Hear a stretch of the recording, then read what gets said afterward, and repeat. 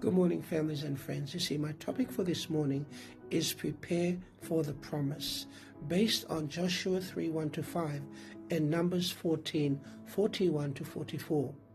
You see, have you ever wondered why God sometimes tells us to wait and prepare before he acts?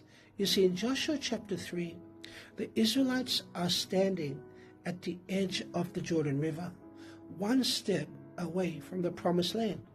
But before God parts the waters, Joshua gives a strange command. The Bible says, "Sanctify yourselves, for tomorrow the Lord will do wonders among you." Joshua 3 verse 5. The question is why? The reason why is because God's power flows through prepared hearts. See, 40 years earlier in Numbers 14, another generation tried to enter the promised land without God's direction, and they failed miserably. You see, they thought courage was enough, but obedience was what God wanted. You see, preparation without God is presumption, but preparation with God is power.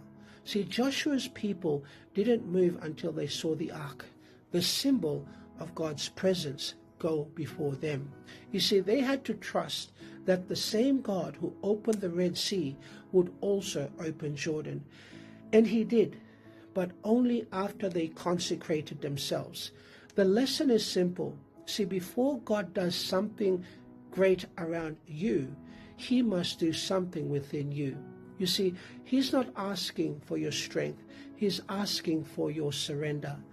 Ellen White says it beautifully this way. She says, before God can use us, self must be crucified.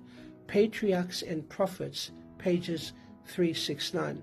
So if you are standing before your own Jordan, before a big decision, a battle, or a breakthrough, don't rush ahead. Pause, pray, purify your heart, because when you make room for God, he makes a way for you and for me. God bless.